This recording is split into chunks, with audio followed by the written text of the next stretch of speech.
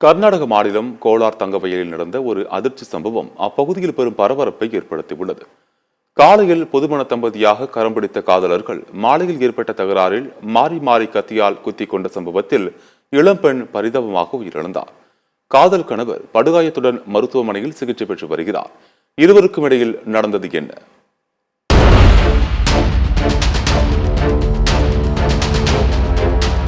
கோலார் மாவட்டம் கோலார் தங்கவயல் ஆண்டர்சன்பேட்டை போலீஸ் எல்லைக்குட்பட்ட கொம்பாபுராவை அடுத்த செம்பரஹாரணஹள்ளி கிராமத்தைச் சேர்ந்தவர் முனியப்பா.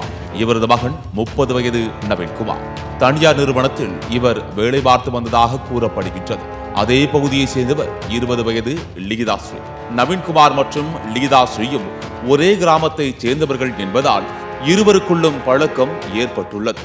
இந்த பழக்கம் நாளடைவில் காதலாக மாறிய நிலையில் இருவரும் திருமணம் செய்து கொள்ள முடிவு செய்தனர்.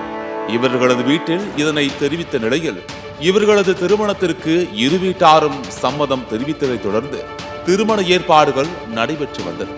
இந்நிலையில் நேற்று காலை பெற்றோர்கள் முன்னிலையில் 2 பேருக்கும் வெகு விமர்சையாக திருமணம் நடைபெற்று முடிந்தது. மீண்டும் மதியம் புதுமண தம்பதிகள் முனியப்பாவின் வீட்டிலிருந்த ஒரு அறையில் ஓய்வெடுப்பதற்காக அனுப்பி வைத்துள்ளனர். அப்போது தம்பதிக்கு இடையே தகராறு ஏற்பட்டதாகவும் பின்னர் அவர்கள் ஒருவரை ஒருவர் கத்தியால் தாக்கிக் கொண்டதாகவும் கூறப்படுகின்றது. இந்நிலையில் இவர்களின் சத்தம் கேட்டு ஓடி வந்த குடும்பத்தினர் கதவை தட்டி திறக்கும்படி கூறியுள்ளனர். ஆனால் அவர்கள் கதவை திறக்கவில்லை. இதைத் தொடர்ந்து வீட்டின் அறையிலிருந்து அவர்கள் சண்டை போடும் சத்தம் மட்டுமே கேட்டுள்ளது. இதை கேட்டு அதிர்ச்சி இழந்த குடும்பத்தினர் கதவை உடைத்து உள்ளே சென்று பார்த்தனர். அப்போது அங்கு 2 பேரும் இரத்த காயத்தில் சுருண்டு விழுந்து கிடந்தனர். இதையடுத்து குடும்பத்தினர் அவர்கள் 2 பேரையும் மீட்டு சிகிச்சைக்காக மருத்துவமனைக்கு அனுப்பி வைக்க முயன்றனர்.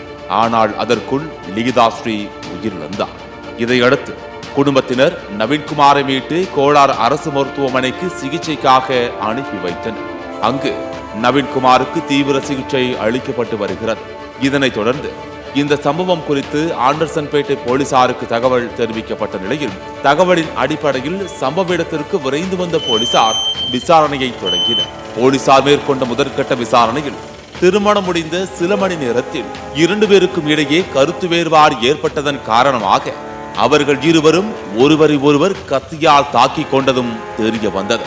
இதில் கத்தியால் குத்தி காயமடைந்த லீதாஸ்ரீ சம்பவ இடத்திலேயே உயிரிழந்தார். நவீன்குமார் படுகாயமடைந்தது தெரிய வந்தது. தற்போது உயிருக்கு ஆபத்தான நிலையில் மருத்துவமனையில் சிகிச்சை பெற்று வருகிறார் நவீன்குமார். புதுமண தம்பதியிடையே ஏற்பட்ட தகராறுக்கான காரணம் இன்னும் முழுமையாக தெரியவில்லை.